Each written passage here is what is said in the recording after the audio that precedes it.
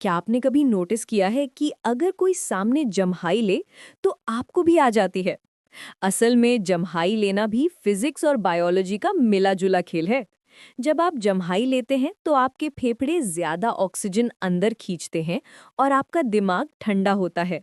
लेकिन सबसे मजेदार बात है कि जब हम किसी को जम्हाई लेते देखते हैं तो हमारे दिमाग में मौजूद मिरर न्यूरॉन्स एक्टिव हो जाते हैं। ये न्यूरॉन्स हमारे दिमाग को वही काम करने का सिग्नल देते हैं और हम भी जम्हाई लेने लगते हैं। यानी जम्हाई सिर्फ थकान की निशानी नहीं, बल्कि फिजिक्स प्लस ब्रेन का अद्भुत रिएक्शन है।